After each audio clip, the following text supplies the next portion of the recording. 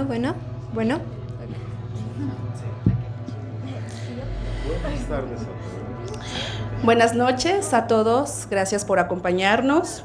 El colectivo Magma agradece su presencia en esta noche con mucho tráfico. Gracias por haber llegado y estar con nosotros hoy. Este evento es el nuevo lanzamiento oficial de la revista digital OGT.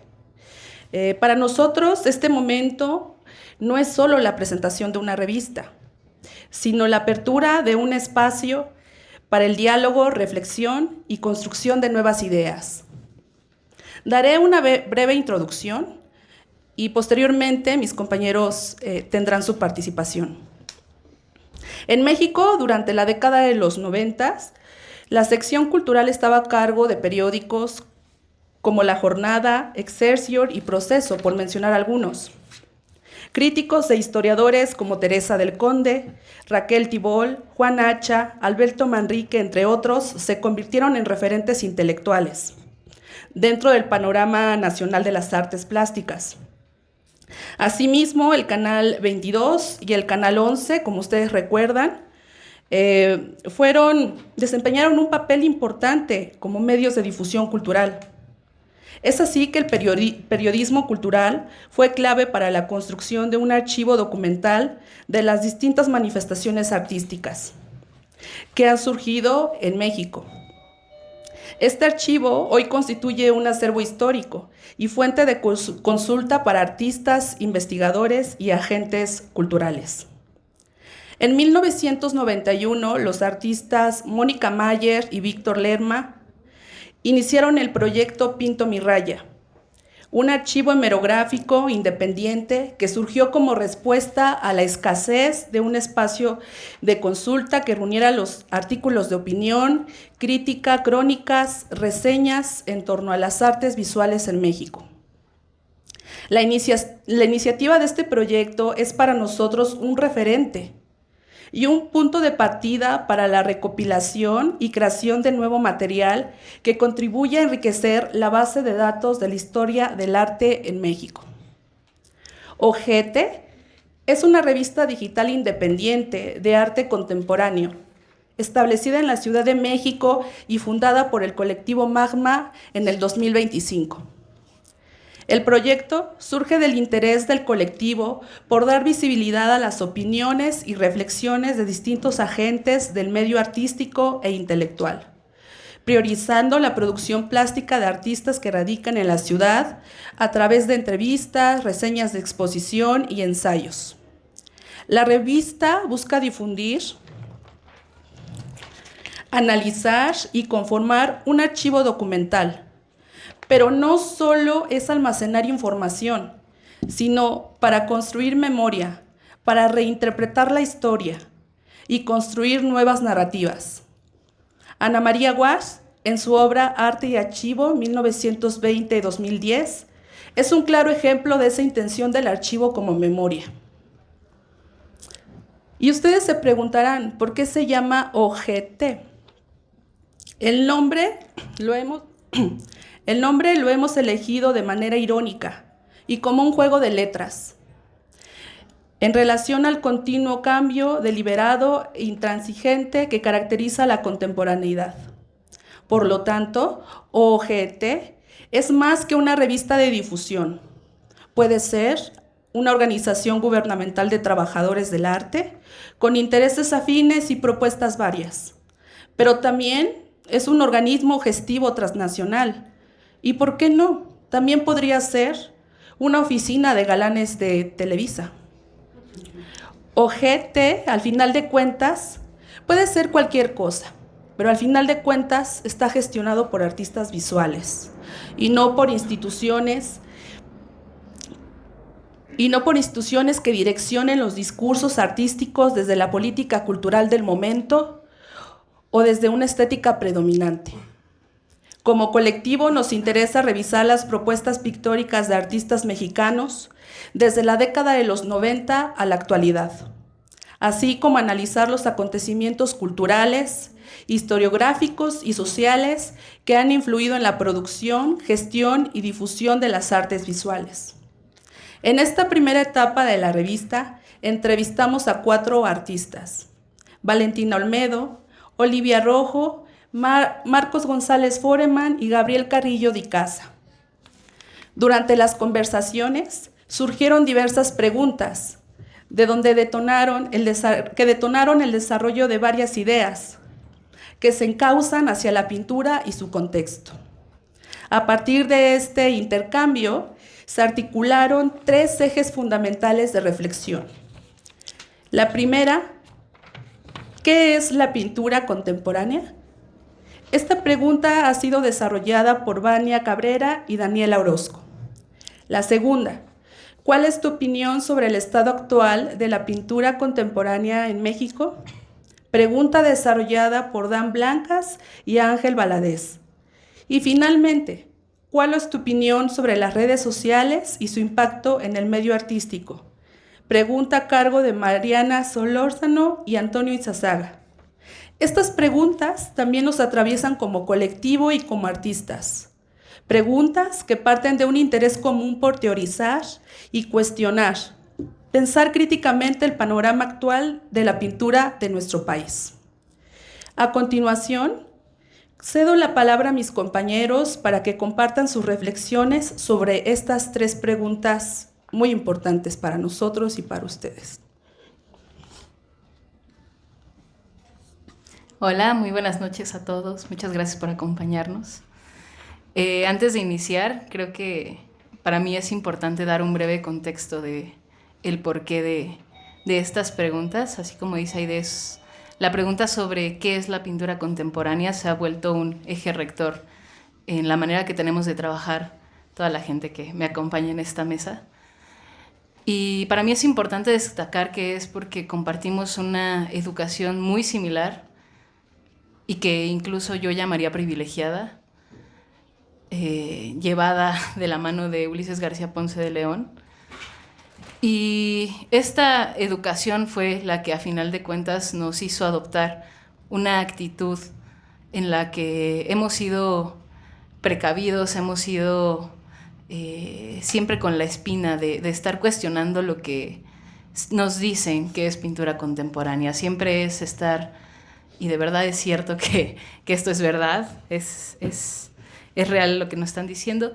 Y mucha de esta actitud, de nuevo, nos ha hecho desarrollar nuestras propias ideas, nos ha hecho de la necesidad de plantearnos nuevas formas de entender la pintura contemporánea, o al menos otras. Y no somos ingenuos y tampoco, o pretendemos no serlo, y sabemos que para esto necesitábamos de una referencialidad, y es por eso que hemos elegido a estos artistas para entrevistarlos en una primera ronda. Y a partir de ello hemos desarrollado nuestra propia forma de versar lo que ellos nos dijeron. Y espero me permitan leer porque no quisiera perder detalle de ninguna de los datos de estas ideas que nos hemos estado formulando. Y bueno, comienzo así. La palabra contemporáneo se entiende como una preposición o una adjetivación, en el sentido que refiere a los acontecimientos que le son sincrónicos al artista y que hacen interrogar el papel de la pintura en lo que comprendemos como presente, entendiendo el aquí y el ahora. Lo contemporáneo es por lo tanto una galimatía, pues no puede referir a una particularidad específica de la historia. Podríamos incluso afirmar que todos los artistas han respondido a su propia contemporaneidad, y es que el problema no radica en la correspondencia sincrónica que tenga el artista con su contexto inmediato, sino con la diacronía que nos exige la pintura desde su vocación artística. Ahora bien, no podemos desentender que la realidad de nuestro contexto histórico nos cita a todos los pintores a discutir entonces, ya que no nos podemos desafanar de esta categorización. ¿Cómo podemos, en medida de nuestras posibilidades teóricas, dar una definición más concreta sobre pintura contemporánea? En las entrevistas con nuestros invitados, la pregunta sobre cuál es tu definición de pintura contemporánea era imprescindible, pues nos ofrece una panorámica y una parametría de las necesidades teóricas de una pintura problemática, y al respecto de sus respuestas consideramos importante prestar atención sobre lo siguiente. Primero, la situación a la que se enfrenta la pintura en el escenario político actual. Segundo, ¿qué desafíos propone la digitalidad a nuestra forma de difundir y consumir imágenes? Tercero, el problema de la pintura y su necesidad de encontrar su identidad en lo que actualmente llamamos contemporáneo, es decir, la pintura como un pináculo referencial a la época en la que se ha ejecutado. Y cuarto, la pintura con una propuesta teórica en relación a la integración e interpelación de las estéticas de relevancia histórica anteriores. Somos conscientes de que en la actualidad mucha de la pintura que circula dentro de los medios artísticos sustenta su posición de relevancia en el discurso político bajo el que se escuda. Este enunciado bajo ninguna circunstancia es una crítica o distanciamiento total con las causas que defienden estos discursos, los cuales en su gran mayoría son loables, dando por ejemplo el feminismo, el ecologismo, el colonialismo, la apertura a las disidencias sexuales y de género, entre otras. Antes bien, es un señalamiento que consideramos debe atender la pintura desde su quehacer artístico, entendiendo esto como una forma de develar la cosmovisión del artista. Sin embargo, también es importante señalar que la pintura entonces no puede fungir como una ilustración al margen de los discursos hegemónicos de la actualidad.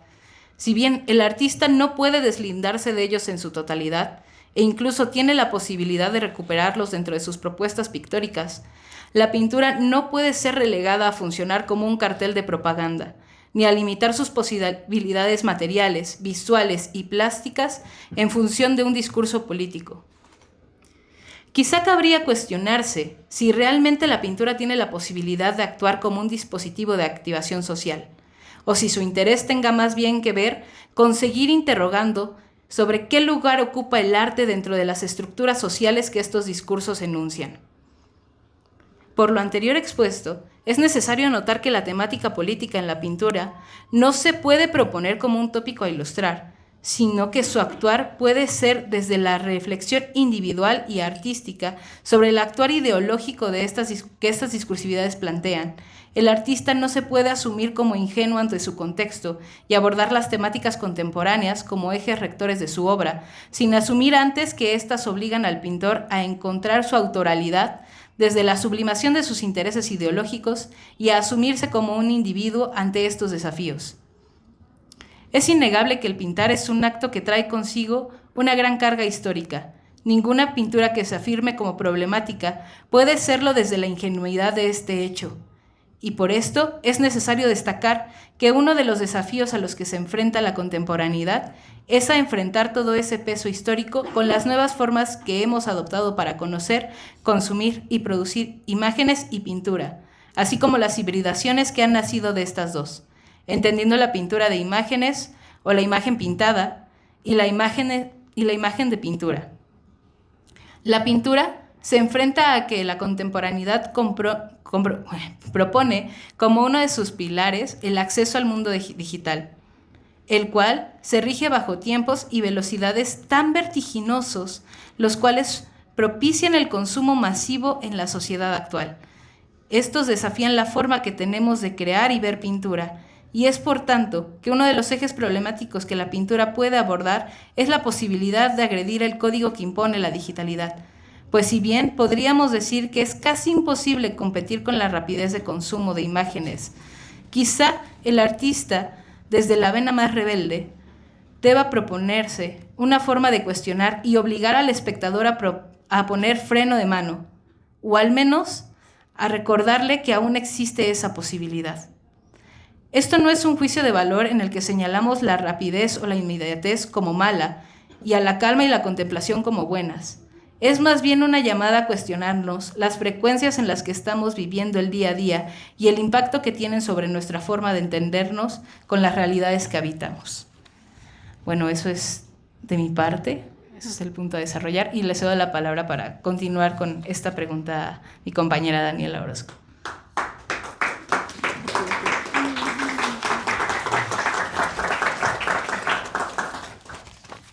Hola, yo voy a continuar con esta misma pregunta y estos puntos que ya enlistó anteriormente Vania.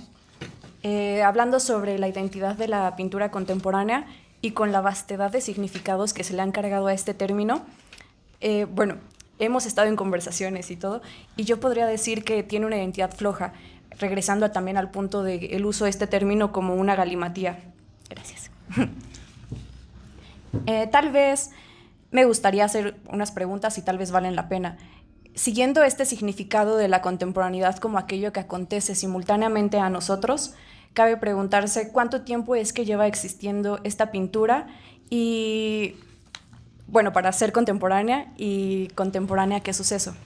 También, bueno, me preguntaría si es que todos tenemos un sentimiento único, claro, compartido de esta contemporaneidad, igual regresando al punto de como un pináculo referencial.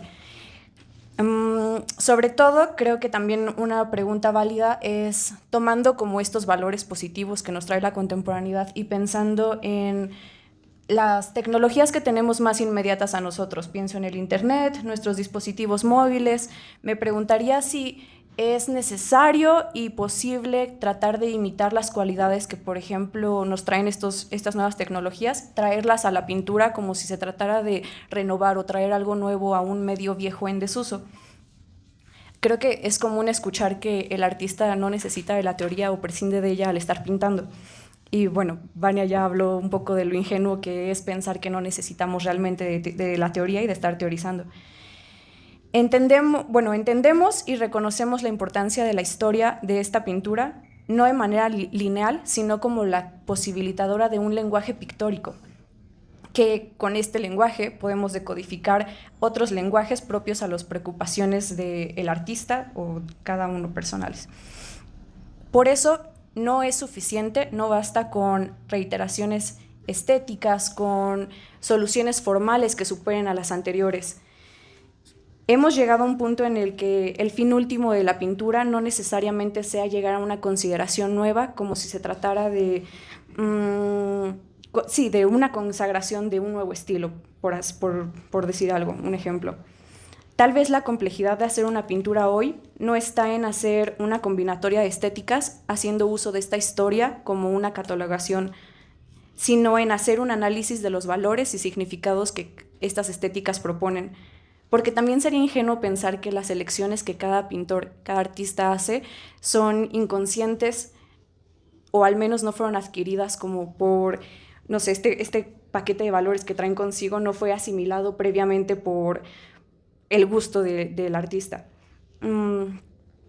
Me gustaría también hablar de los ejemplos de los artistas a los que entrevistamos, porque en ellos creo que no necesariamente hay una necesidad de buscar lo contemporáneo en su pintura, sino lúcidamente leer su entorno y más bien pensar en los géneros pictóricos y reconfigurar pensando en códigos actuales. Pienso en el uso de las imágenes de una pantalla y, por ejemplo, traen a cuenta, estos artistas que entrevistamos, traen a cuenta problemáticas como el error en una imagen, el que sería un glitch. Cómo problematizar la paleta de un pintor trayendo los colores neón de una pantalla a tu paleta con óleos. Tal vez romper los espacios compositivos. Pensaría en Olivia y en Valentina, en artistas que también entrevistamos. Y bueno, algunas conclusiones que yo creo que todos en la mesa sostendríamos, pero en mayor o menor medida me gustaría leer también algunos puntos. Sí, a modo de conclusión sobre esta primera pregunta de la pintura contemporánea. No existe aún la suficiente distancia para que al menos nuestra generación logre definir los límites de la contemporaneidad. Y es que quizá estamos viviendo el declive de los valores que esta misma contemporaneidad nos ha propuesto. Esto de la mano con que pareciera que la gente nacida a finales de los 90s y principios de los 2000s, cabe decir nuestra generación, parecen manifestar una característica curiosa que es la no conciencia histórica.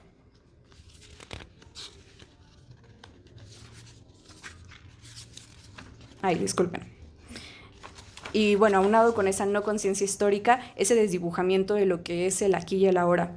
Una necesidad de inmediatez y la imposibilidad de discernir entre productos de la industria cultural y las propuestas artísticas.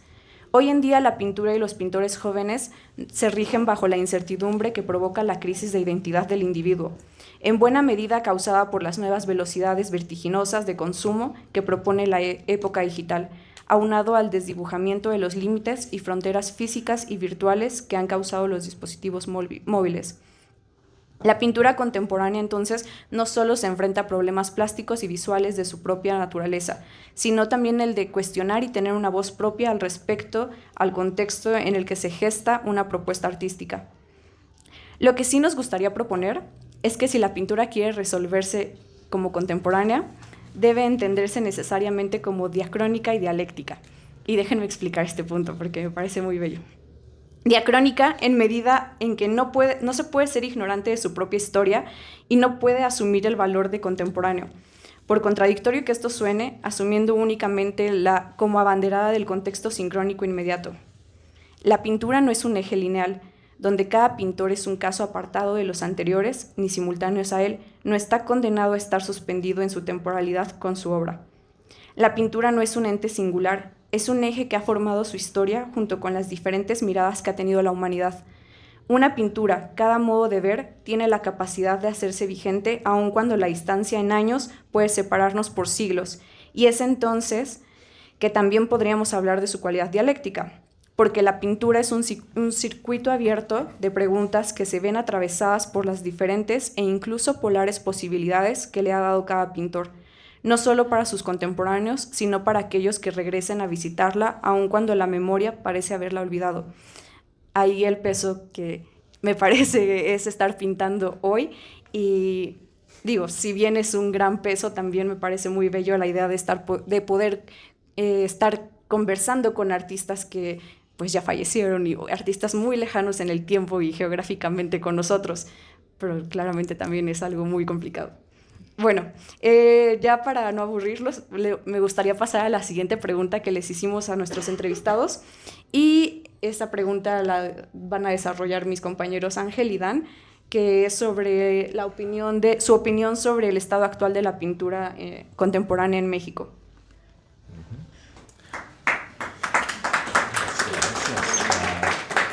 Buenas noches. Buenas noches. El siguiente punto lo desarrollamos mi compañero Daniel y yo en forma de texto para condensar todas las opiniones o puntos de vista o diagnósticos de los 4 casos de análisis de pintoras y pintores.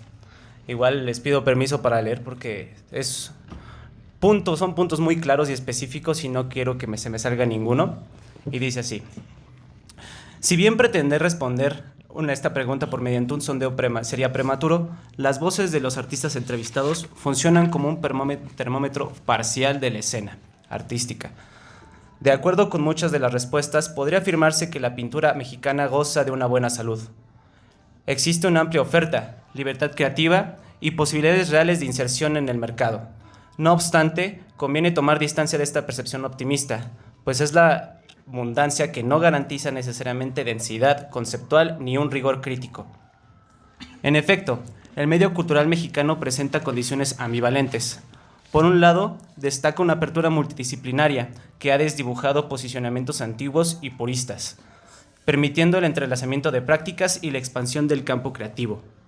Y por otro, persisten problemáticas estructurales, como la falta de difusión, insuficiencia de espacios de exhibición y, sobre todo, la ausencia de una crítica consistente y articulada. Si entendemos la raíz etimológica de la palabra crítica, que proviene del griego críticos, capaz de discernir, en su definición, y vinculada con el verbo krinein, que significa separar, decidir y juzgar, del cual también deriva el término crisis, entendemos que la crítica no implica únicamente señalar, sino ejercer una capacidad de discernimiento que permite distinguir, evaluar y tomar una postura frente a un fenómeno. Esta última carencia resulta especialmente significativa si entendemos que la crítica como la capacidad de poner en crisis, es decir, de tensionar y problematizar los propios encantos formales.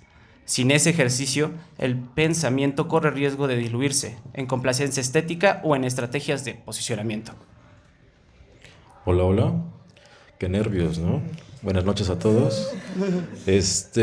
Bueno, Siguiendo el texto, lo que plantea mi compañero, creo que todos aquí sobre la mesa pusimos un interés, nos surgió un interés, una pregunta, que fue en parte el por qué preguntamos esto a los artistas, ubicar históricamente cuándo podría más o menos entenderse la contemporaneidad, ¿no?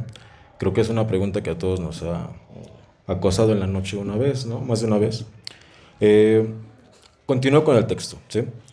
Para comprender el escenario actual, es necesario remitirnos a la década de los años 90.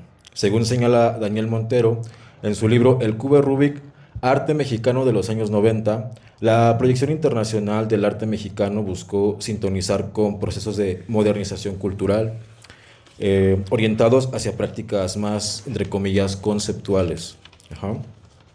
Como estaba sucediendo en el mercado internacional, sobre todo en Estados Unidos en ese entonces, donde había cambiado la preferencia hacia obras de ámbitos investigativos, principalmente.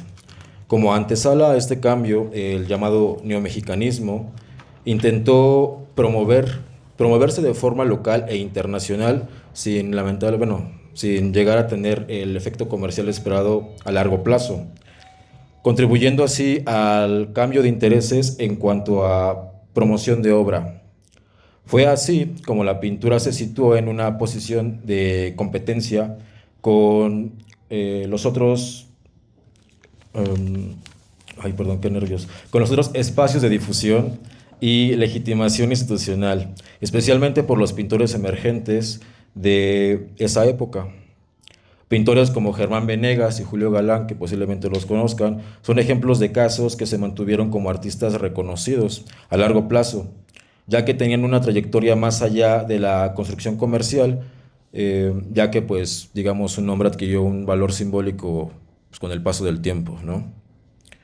En este contexto, la noción de investigación quedó asociada casi exclusivamente al archivo, instalación o procesos sociales, mientras que la pintura fue percibida como un medio menos investigativo y más formalista, ¿no? Cosa que es bastante dudosa. ¿Por qué? Sin embargo, la pintura puede ser profundamente investigativa cuando problematiza la imagen, la percepción, la materialidad, el régimen de representación o su propia condición histórica. Dato cultural. Y ahora, actualmente, ha sucedido un giro significativo completamente. La pintura ha recuperado visibilidad y protagonismo dentro del circuito artístico. La llamada Semana del Arte, que sucede en este mes, que surgió en torno al fenómeno de la Feria Zona Maco en Ciudad de México, configura cada año un entramado de exhibición y comercialización de la producción bidimensional. Ocupa un lugar central, claro que sí. Se advierte así una reconfiguración del status quo de la práctica pictórica, que vuelve a insertarse con fuerza dentro de un mercado, institución y producción que operan de manera interdependiente. No obstante, este revival puede convertirse en un arma de doble filo. La misma apertura que permite propuestas rigurosas facilita también la proliferación de objetos con intenciones ambiguas o contenidos poco articulados. En esas ocasiones que no ven nada del discurso relacionado con la obra, o muchas veces no hay una conexión genuina con el objeto, ¿no? Llamado pintura o obra de arte. Aquí emerge una categoría decisiva a la hora de crear, la intención. La obra funciona como un objeto y espejo que condensa el bagaje artístico, intelectual y afectivo del artista. Una pieza compleja establece una relación simbólica entre el pensamiento y manipulación matérico-formal, mientras que otra obra frívola o sostenida por argumentos poco articulados y forzados revela igualmente la conciencia que la produjo. Ambas pueden ser legitimadas por el contexto institucional, sin embargo, no poseen necesariamente la misma densidad conceptual ni la misma potencia simbólica. Tras lo anterior, lo que bien mencionó mi amigo Ángel, llegamos a la siguiente conclusión para esta pregunta, ¿no? En este punto se articula el problema central. El medio parece operar bajo una lógica autorreferencial cercana al Uroboros, donde la amplitud de libertades formales y la apertura comercial conviven con una precarización de la producción intelectual. Ante la debilidad crítica y la insuficiencia de espacios, el artista se ve obligado a generar su propio medio de circulación, como nosotros, por ejemplo, desplazándose el valor desde la obra hacia la construcción de la imagen del artista como un dispositivo de legitimación. La discusión entonces no radica en determinar si la pintura está viva o muerta, como se suele decir, sino más bien esclarecer bajo qué condiciones produce pensamiento. Su vigencia no depende únicamente de su presencia en el mercado ni de su visualidad, institucional, sino de su capacidad para problematizar la imagen, tensionar su régimen de representación y sostener una relación crítica con el contexto que la produce. Solo en esta medida la pintura deja de ser un objeto de circulación y se afirma como un campo de conocimiento sensible capaz de abrir fisuras dentro del discurso hegemónico del arte contemporáneo. Y sería todo por nuestra parte, así cerramos la segunda pregunta. Para el tercer punto entrarían mi compañera Mariana y Antonio. Sí.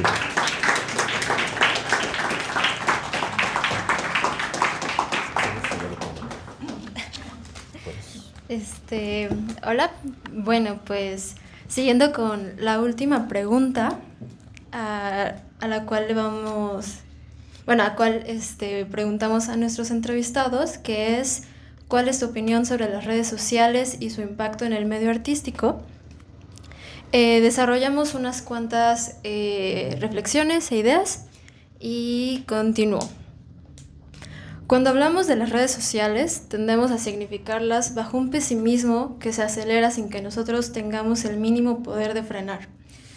Mi intención no es llevarlos hacia una falsa dicotomía entre que la vida presencial o previa a la virtualidad sea mejor y las redes como lo malo o el cual evitar. Por un consenso unánime no dicho, es evidente que las redes se plantearon como una buena herramienta de difusión y vinculación con otros usuarios, pero es innegable la forma en que han marcado nuestra psique por medio de regímenes visuales o perceptivos, donde se transminan ideologías políticas, morales, estéticas y afectivas.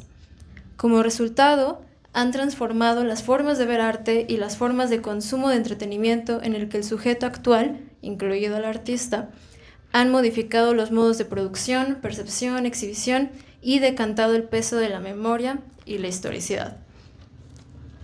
En un esquema donde se demanda la mejora, el avance tecnológico constante y la optimización de la productividad, o sea, capitalismo, le damos el foco a Instagram, creado en 2010, ya que, para nuestros entrevistados, es la principal plataforma en donde un artista puede compartir su trabajo.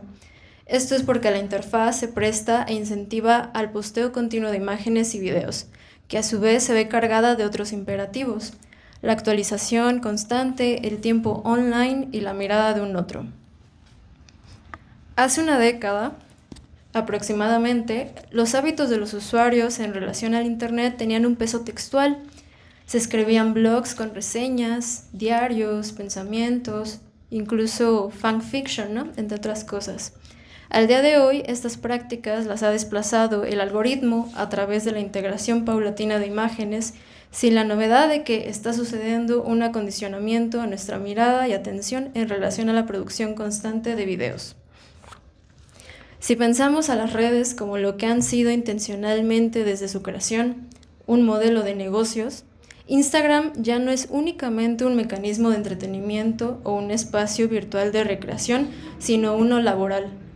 El problema de Internet no es que sea un espacio de producción o distribución, sino que en él el problema está en que es un lugar de trabajo o en realidad un espacio en donde transita el capital. Con ello, al separar la imagen de la pintura como entidad objetual y el pintor o los pintores como sujetos, estos quedan tocados por los imperativos que esta red social dicta y empuja. Que tu feed sea tu carta de presentación, un portafolio, o que en algún momento consideres que una forma de obtener visibilidad es mostrando tu proceso, desdibujando así la línea que separa la privacidad con la exhibición de la cotidianidad. Incluso que artistas tengan un mayor empeño en convertirse en influencers, accionando clichés del artista bohemio incomprendido, o aquella que incorpora los trends de TikTok a la creación de sus obras, o quienes en un video en unos cuantos segundos dictan amarillismo sobre problemáticas complejas en el arte. Asimismo, nacen otros síntomas, y voy a resumirlos a 3. La falta de un discernimiento para el pensamiento crítico en torno a los medios de comunicación, o como si los artistas no tuvieran o prescindieran de los estudios visuales que ya ocurrieron hace algunas décadas, sin excluir todas las prácticas que se gestaron con el mismo. Y por mencionar algunas, digo, el giro archivístico, el arte investigativo, el net art, o algunas prácticas textuales apoyadas en los memes, ¿no? Son algunos ejemplos. También, como ya lo mencionaron mis compañeros, existe una ausencia de una conciencia histórica. Por experiencia personal, al estar en los talleres o en la facultad, se da mucho que pues, los artistas en formación, no quiero decir que jóvenes, sino pintores en formación, sus referencias las toman de internet. No quiero decir que esto sea algo malo, sino que a veces es lo más inmediato y pues yo creo que a veces la acción de mirar se reduce mucho hacia un instante, ¿no? Cuando pues al pintar creo que se pide un poco más de eso, ¿no? Y también otro síntoma es la aceleración precipitada de la información y de los avances tecnológicos que difícilmente empatan con la aprehensión del conocimiento y la creación de la obra. También, por último, existe una necesidad de aprobación en el espacio Instagram, una necesidad de ser visto y legitimado a través de la publicación. También existe una pulsión escópica que, por lo menos en el ámbito de la pintura, esa pulsión rebasa la necesidad de hacer arte por la necesidad de ser publicado y visto. Pero que también no se te olvide, también tienes que ser tú mismo, ¿verdad? En Instagram cada imagen se vuelve algorítmica y con ello nosotros.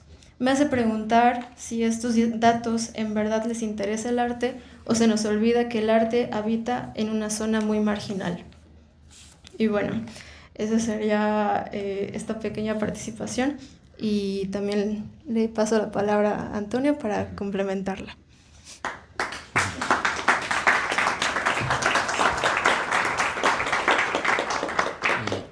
Bueno, continuando el punto sobre nuestras reflexiones en torno a las redes sociales, concluimos lo siguiente. Entendemos que anteriormente los primeros acercamientos o interacciones a gran escala hacia los artistas se intermediaban por la imagen en los medios de difusión tradicionales. Hoy nos damos cuenta que dentro de las redes sociales funciona de manera diferente en algunos aspectos. Una pregunta importante para nosotros es ¿cómo se nos da un primer acercamiento hacia una obra artística, posteriormente a su discursividad y finalmente al artista que la crea? Parece que las redes sociales invierten ese orden, operan en primer lugar hacia un culto a la personalidad, la espontaneidad y una proyección de singularidad. Pareciera que nos impulsan no solo a permanecer modernos, sino aún románticos. Una pregunta que nos planteamos es ¿cómo desatoramos las dinámicas que construyen estos espacios virtuales? En el caso, cuando entrevistamos a Valentina Olmedo, un énfasis que nos hacía es que hace falta difusión, específicamente dentro de la pintura. Y si bien cada artista, ya sea como con su círculo social más cercano, ya sea colegas o de otra índole, es la primera forma en la que un artista logra, digamos, socializar o dar a conocer su trabajo. Incluso aún en el caso de artistas que llevan una trayectoria un poco más amplia. Una propuesta que nosotros tenemos dentro de la plataforma es cómo logramos transgredir estos espacios o círculos inmediatos donde podemos discutir a manera un poco más profunda sobre las propuestas artísticas. Bueno, en nuestro caso específicamente dentro de artistas en México. Tenemos interés en seguir teniendo contacto con diferentes artistas y agentes culturales en otros países, pero bueno, en nuestro caso pues vamos paso a paso. Algo también importante que destacamos es que no solo se necesita hacer crítica al margen de la creación artística, se necesita hacer se necesita hacer teoría acompañando la creación y por ende posibilitar una construcción historiográfica. Y bueno, un ejemplo que hace rato mencionaba Dan es algo que es muy constante en el caso de los museos, planteando dicotomías en los tránsitos históricos, como eh, en el caso de los neomexicanismos y que posteriormente surgieran por diferentes causas una mayor inclinación a tendencias conceptuales. Y este tipo de dicotomía las hemos visto muy presentes en varias exposiciones, incluso algunas que se plantean hacer una reconstrucción de la historia en México. Y una pregunta que también nos planteamos es, ¿qué pasa con esos artistas que no entran necesariamente en una categoría o en otra, como en estos dos casos? Y no solo como en relación a artistas de nuestra generación, que podríamos pensar que estamos en otro momento histórico dentro del arte, sino que queremos seguir reflexionando, incluso profundizar un poco más sobre si podríamos acercarnos a una teoría o dar un poco un pie a eso, a artistas incluso que no son de nuestra generación.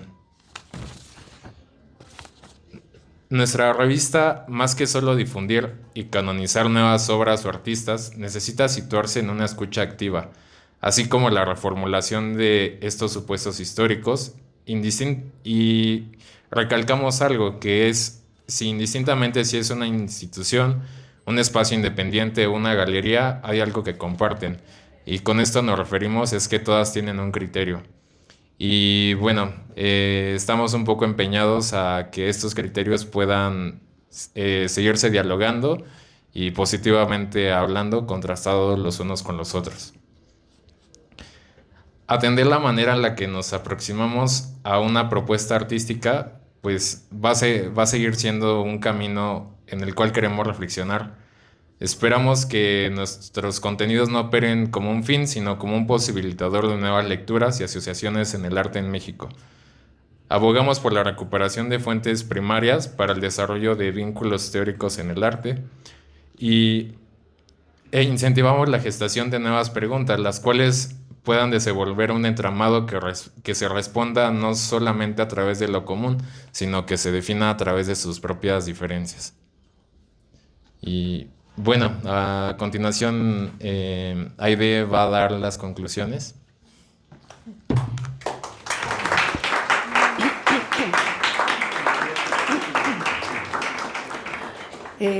Bueno, antes de concluir, los queremos invitar a dar un paseo virtual por el sitio web de OJETE para que conozcan sus diferentes secciones. Va a ser breve y por ahí sí me pueden ayudar, por favor.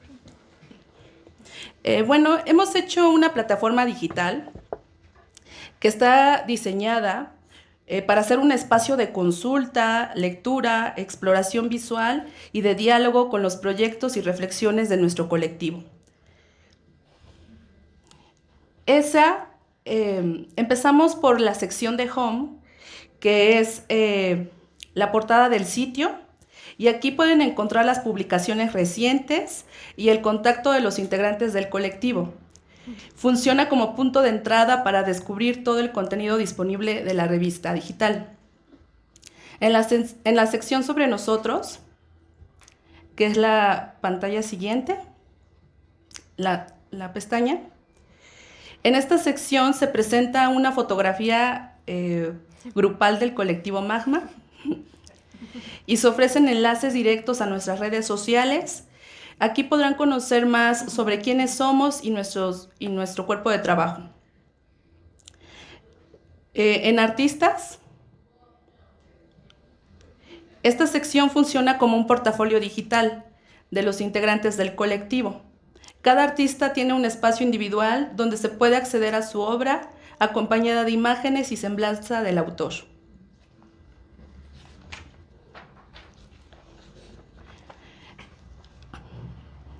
Creo que ya no se ve. Bueno, hay una sección que se llama Revista OGT, que ya saben el significado de las...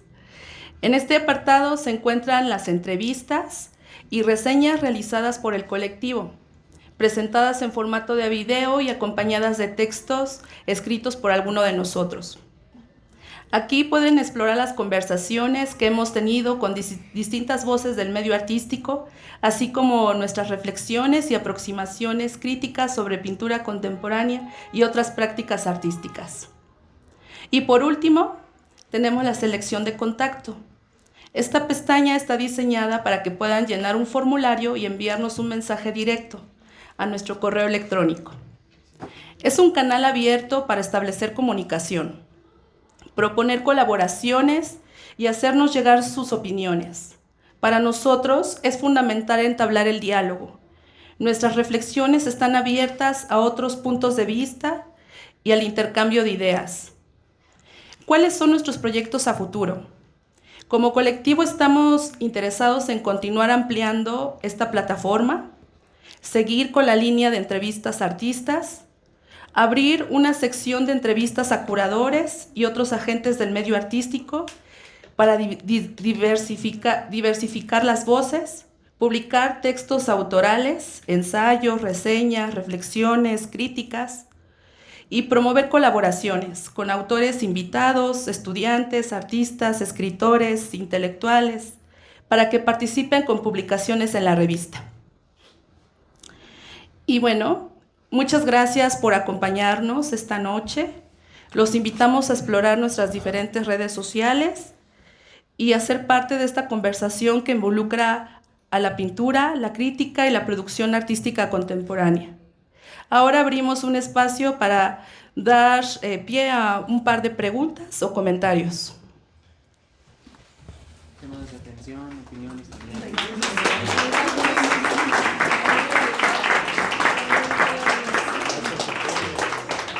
¿Alguien tiene algún comentario o pregunta? Sí. Si no es... Ay, wow. Nada, felicidades. Está muy interesante el proyecto. Son varias preguntas y un comentario, supongo. Primero, si planean publicar sus participaciones, porque me gustaron bastante, solo que sentí que necesito como releer otra vez, o como quedarme más tiempo con lo que ustedes están proponiendo. Justo me parece muy interesante el ejercicio de querer posicionarse como rescatar la función epistémica del arte, o sea, como un artista que hace teoría y que escribe teóricamente sobre su práctica. Siento que si bien ya está como establecida esa función o ese papel, muchas veces en la pintura, sobre todo, queda como... Pues sí, o sea, muy pocas veces se habla de la pintura como justo una práctica de producción de conocimiento, y creo que eso es interesante. Igual también pensaba en si justo se han cuestionado cuáles serían como los límites éticos y epistémicos de ustedes justamente ser juez y parte, ¿no? O sea, de ser artistas que producen obra, que están haciendo crítica de otros artistas que producen obra. O sea, o sea, me parece que es un gesto interesante porque es como un boomerang, pero también siento que eso puede generar como algunos tipos de distorsiones o puntos ciegos. También pensaba en si la idea de intentar definir una ontología de lo contemporáneo no es de alguna forma como una reactuación del debate moderno sobre el arte, ¿no? O sea, como intentar buscar un arte autorreflexivo, ¿no? O sea, de pronto tal vez la categoría contemporáneo en este momento, pues no sé, o sea, pensaba tal vez responde más a asuntos de mercado, y que justo cada vez siento que la noción de contemporáneo se va pues vaciando, ¿no? O sea, la noción de contemporáneo surge en un momento para diferenciarse del arte moderno, ¿no? Pero de eso ya pasaron más de 50, 60 años, ¿no? Entonces, de pronto, tal vez insistir en la contemporaneidad como una ontología es lo que está frenándonos como para imaginar otras categorías y otros lenguajes. Y ya. Y ya. Muchas gracias por la participación. En cuanto al material, saluden a la cámara, estamos siendo grabados. Entonces va a estar disponible el video de nuestras participaciones en la plataforma. Si les interesa, bueno, a final de cuentas el material también está escrito, entonces existe la posibilidad de también subir los textos breves que se desarrollaron. Y bueno, fueron muchas preguntas, ¿no? Pero en cuanto a esta cuestión de actuar como crítico y aún ser productor, es que, bueno, yo creo, si no mis compañeros me van a decir, no, Vania, ya cállate por favor, pero yo creo que es necesaria y no la puedes evadir. Al final, como productor, como artista, pues siempre tienes que estar mirando al otro, siempre tienes que, o sea, me pongo a pensar incluso en duplas que se han dado en el arte, en duplas que ha tenido Rauschenberg y Jasper Jones, en Picasso con Braque. A final de cuentas, sí se posicionaban en un cómo hacer o en una cuestión un tanto de estar cuestionando la práctica artística, pero yo creo que es, de nuevo, en este contexto, o al menos para nosotros aquí, es muy necesario. Claramente no podemos tener el conocimiento de todas las personas que pintan, digo, ya hacerlo a nivel Ciudad de México, que es donde empezamos, es una tarea un tanto titánica. Pero creo que es justo necesario porque tampoco podemos estar enajenados en nuestra propia práctica, ¿no? A final de cuentas, creo que tampoco es la intención de ninguno de nosotros el agredir las figuras de los críticos de arte, ni de los historiadores, ni de los curadores, que son las otras formas de entender y de hacer crítica, pero sí creemos que a final de cuentas la figura artística necesita posicionarse, necesita tener una reflexión y necesita, de nuevo, que su arte no sea enajenado ni ingenuo. Y bueno, no sé si los demás quieren anotar otra cosa, también falta una pregunta. Yo quiero añadir, a lo mejor esto habla un poco más en mi caso, porque mencionaste, para mí me parece una buena pregunta. Ay, perdón. Que te acerques. Sí. Sí, me parece una buena pregunta lo que planteabas sobre... Bueno, a lo mejor la interpreté mal, pero en relación a qué tanto en el debate de la contemporaneidad podría reafirmarse como un regreso a la modernidad o que se lea de esa manera en nuestro caso. Yo hablo por mí, yo creo que algunos de mis compañeros también. Yo creo que mucho de las prácticas artísticas que hacemos provienen más de tanto en formación como en nuestra praxis desde una manera posmoderna. Yo creo que siendo conscientes de esa condición, podemos reflexionar si hay otras posibilidades o incluso reflexionar, como en algún momento mencionó Vania al inicio de su charla, que a veces la contemporaneidad opera de manera galimática. Por ejemplo, en nuestro caso internamente hemos como discutido varias nociones, tanto de la contemporaneidad, de la modernidad, incluso discutido algunos textos, no sé cómo, de Bruno Latour, si realmente nunca hemos sido modernos, pero justamente pensamos que estas preguntas pues se puedan seguir pues acompañando un tanto más como nosotros internamente como colectivo y en nuestra plataforma, pues que sea un canal como para discutir incluso qué tan galimática a veces puede ser como la palabra contemporánea.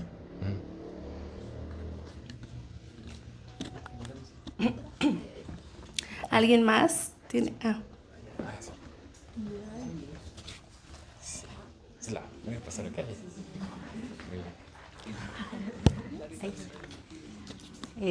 Buenas noches y muchas felicidades a todos. Bueno, una pregunta desde una ignorante total, pero amante del arte. ¿Desde qué década se puede considerar contemporáneo? Y si hay un movimiento contemporáneo. O sea, yo me quedé en que existía el cubismo y el hiperrealismo y el surrealismo y ahora, o sea, en el arte contemporáneo existe algún movimiento, alguna tendencia como tal. Hola, buenas noches. Pues, como tal, una estética clara o un movimiento como era anteriormente se podía ver durante el siglo XX, como bien mencionas, todo lo que fue cubismo, es vanguardias, ¿no? Es pintura moderna. Tenía estatutos la pintura que se estudiaba a sí misma, ¿no? Se desmenuzaba estudiando, entendiéndose la materialidad, el color, el espacio.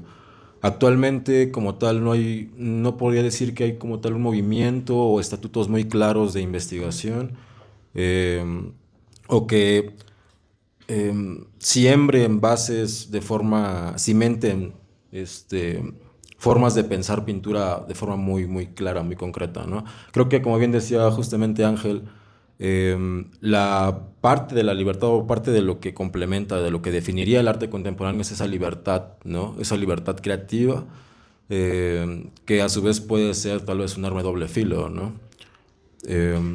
¿Tú quieres complementar? Bueno, ¿y desde cuándo se podría decir que hay arte contemporáneo? Pues, ¿ustedes qué dicen? Yo diría que, sí, ¿no? Yo diría que aproximadamente, o sea, como un sondeo breve, posiblemente podríamos encontrar sus inicios en los 90s, con todo el tema de la globalización, ¿sabes? Y la llegada del neoliberalismo. Ajá. Aquí en México el TLC fue fue algo importante, justamente, porque cuando llegó el Tratado de Libre Comercio a México, prácticamente por cuestiones estatales y por cuestiones de inversión privada, lo que se buscó fue modernizar el país, la agenda cultural del país, prácticamente, ¿no? Y eso fue lo que orilló a las instituciones y a la inversión privada a voltear a producciones, pues, principalmente norteamericanas, ¿no? Posiblemente podremos ahí encontrar un inicio de lo que se llama arte contemporáneo, ¿no? Sí, igual por la evaluación del 90-91. Por la bueno, sí. Sí, bueno, podría también, para argumentar lo que decía Daniel, uno de los casos económicos fue la depresión del 90-91 en Norteamérica, que fue lo que derivó a que voltearan y impulsaran este tipo de investigaciones o desarrollos estéticos más al arte investigativo o lo que llegamos a ver todos, ¿no? Bueno, yo estaba en la primaria, ¿no? La caja de zapatos de Orozco en el MUAC. Y decir, eso es arte, ¿no? Ok, ¿no? Entonces sí. Bueno, ¿yo puedo? Sí. ¿Me dan permiso? No. Bueno, así como creo que muy atinadamente mis compañeros han seguido como esta línea de va modernidad, posmodernidad, luego todos los sucesos que está diciendo Dan, hasta qué punto, no sé, pensaríamos, pon tu 90s, ¿no? Eso es el año, no sé, que la década en la que está diciendo Dan. Pero un poco, bueno, y porque esa fue la pregunta que desarrollamos Vania y yo sí defendería de nuevo el pensar en la pintura de manera diacrónica. Y esto significa que, que podemos ir, regresar y hacer de esa línea del tiempo, pues básicamente romperla, ¿no? Y entonces pienso en pintores que a lo mejor sí estaban en los 80s, pero ya estaban pensando como en pintores, al menos hablando de la pintura, y ya estaban pensando como lo que yo diría que es una pintura contemporánea, que ya están buscando hacer algo más allá, que continuar de nuevo con una nueva solución formal. Y sí, yo también pensaría en, no sé, 80s, no sé, ejemplos, Sigmar Polke, ¿no? Que ya hay pinturas de él que yo diría que ya está siguiendo otro pensamiento diferente. No sé, Gerhard Richter, ¿no? Porque siempre son los que más salen a la conversación, pero también, bueno, y bajo esta propuesta que estamos haciendo en la mesa de poder romper con esa línea sincrónica del tiempo, es esa invitación a que cuando tú estás viendo una obra de arte, no sé, igual y una pieza de Pablo Picasso ya está, no sé, 40, ya está intentando romper de nuevo con un espacio como lo conocemos en la pintura. Y a eso yo ya le llamaría pintura contemporánea, pero es como un poco, es una pregunta trampa, porque o seguimos con esa línea del tiempo o pensamos en los problemas que está ofreciendo la pintura en cada caso. ¿Alguien más? Sí, para concluir esa pregunta, muy interesante, pues justo eso, ¿no? Si vemos la historia del arte de forma lineal, o sea, sí vamos viendo como las etapas, ¿no? Pero si lo vemos en un sentido, una suerte rizomática, en algún momento el maestro Ulises García Ponce nos mencionaba esto, ¿no? De poder regresar en la historia y poder revisar a otros pintores y de esa manera tú, siendo contemporáneo a tu época, ¿cómo visualizas la pintura de un pintor en la historia, ¿no? Entonces, pues eso sería. Bueno, yo nada más ya para concluir esa pregunta, bueno, yo a lo mejor sí precisaría que la denominación sobre la contemporaneidad en el arte, pues sí tiene antecedentes anteriores a los 90s, incluso donde tomó mayor auge fue en los 70s, pero nada más como complementando en lo que creo que estamos de acuerdo, más bien las políticas públicas dentro del país ya se consolidaron en mayor medida en los años 90, ¿no? Pero en distintas latitudes, incluso hace un par de décadas antes, ya se había incentivado estas discusiones. Ya. Creo que iba Pau. Bueno, yo primero quisiera felicitarles. Como que me acuerdo mucho estar como acompañándoles en este proceso en el que me decían, ay, es que vamos a ir a una entrevista y quién sabe qué. Como que me platicaban del proyecto y me costaba un poco de trabajo entender muy bien, pero ahora viendo este resultado como que me llena de emoción y escucharles todas sus participaciones tan bien articuladas. Entonces, pues nada, muchas felicidades. Y mi siguiente comentario ahora escuchándolos con esta pregunta de la contemporaneidad es que deberían hacer un podcast. Creo que a todos nos encantaría escucharles aún más. Y mi pregunta es, pues digo, ya llevan un largo proceso trabajando en este proyecto que apenas inicia, ¿no? Entonces, quisiera saber cómo toda esta investigación, todas estas entrevistas, todos estos temas que seguramente han discutido hasta el cansancio, han nutrido sus propios quehaceres artísticos, sus propias producciones artísticas. Entonces, me encantaría escucharles. Gracias. ¿Yo? Sí, pues creo que es un proceso muy cambiante, porque, bueno, desde una parte muy personal, creo que dentro de cada artista o pintor es muy difícil hacer la autocrítica y mirar hacia uno mismo y decir cuáles son las ideologías, los patrones que incluso mis mismos maestros, mis mismos referentes, los autores a los que cito han seguido, ¿no?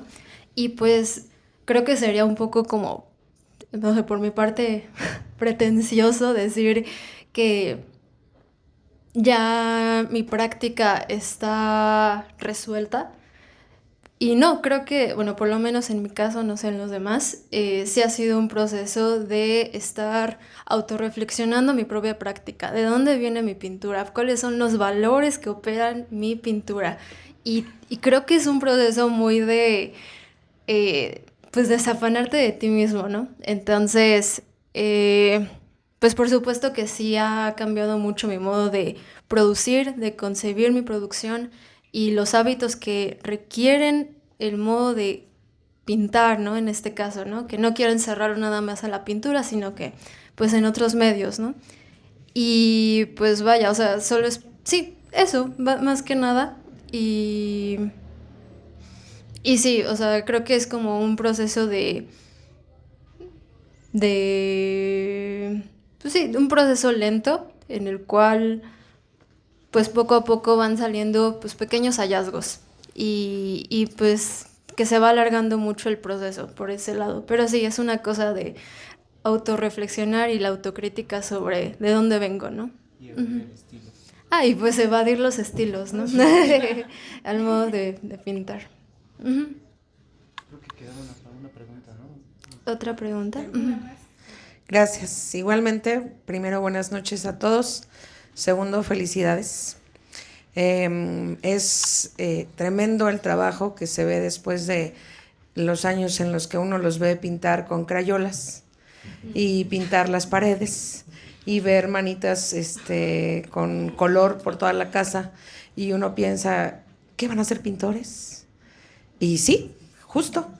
Nacen pintores, nacen con una necesidad creativa que los persigue durante toda la vida. Escucho a Mariana decir, es un proceso largo porque es un proceso de vida, donde constantemente están descubriendo quiénes son, pero también es quiénes somos los que estamos a su alrededor, quién es el entorno que los lleva a hablar de valores, a hablar de educación, a hablar de sociedad, a hablar de economía, y que de repente no se dan cuenta que los neófitos, como decían allá atrás, quienes solo somos la parte del espectador, que vamos a un museo, que vamos a diferentes exposiciones como un mero escaparate, como un mero momento de esparcimiento, y que en ese momento es un oasis, un tremendo reflejo de lo que otros resuelven en color, en forma, en fondo, en espacio, y es de verdad un momento en que ustedes han concentrado permitirnos a todos los demás, porque me tuvieron buscando 80 palabras por minuto cada vez que estaban hablando. Dije, Dios mío, hablan con tantas palabras que no logro entender la mitad de lo que dicen, porque me queda claro que toda la vida he tenido claro que el arte no es fácil de entender, porque uno ve puntos en la pared, ¿cómo va a ser esto arte? ¿Verdad? Y de repente escucharlos hablar con esta dialéctica, con este discurso lleno de cosas, lleno de una legitimación que decían hace rato, de un espacio por gritar aquí estamos, de una contemporaneidad que no se busca, es. O sea, no hay un momento en el que se pueda encuadrar, sino que así vivimos, contemporáneos, ¿no? Modernos, vanguardistas, porque somos parte de un tiempo, todos, ¿no? Y habremos de ser parte de la historia, y esta se cuenta a través del arte. Esa es la forma en la que tenemos de saber lo que ha pasado antes, más allá de la letra, ¿no? Más allá de lo que queda escrito, el arte nos ha permitido saber cómo fue antes. Entonces, ojalá que me encantaría que siguieran produciendo la revista, pero sobre todo que no olviden que quienes vamos a leer y quienes vamos a ver estas entrevistas, muchos somos espectadores, muchos somos gente que no conocemos la pintura, a menos que ustedes logren explicarnos y logren enamorarnos de la pintura y logren enamorarnos de nuevo de lo que es la cultura, más allá de la pintura, la cultura, que es la base que nos permite a toda sociedad el desarrollo, ¿no? Muchas felicidades, muchachos, y gracias. Bueno, agradecemos al espacio Bunad House y a los artistas que forman parte de esta primera etapa de la revista: Valentina Olmedo, Olivia Rojo, Marcos González Foreman, al maestro Gabriel Carrillo de Casa, que se encuentra presente, Otto Casares, al maestro Manuel Marín, que también está presente, y por supuesto a ustedes, que con su presencia fortalecen este proyecto. Disfruten la noche. Está también presente la mamá de nuestro maestro Ulises García Ponce de León, la señora Sara Ponce de León, y su hija también está presente, hermana del maestro Ulises. Muchas gracias por acompañarnos. Ay, el maestro Víctor Sánchez también está presente. Muchas gracias, maestro, por estar aquí. Disfruten la música y pasen una agradable noche. Muchas gracias.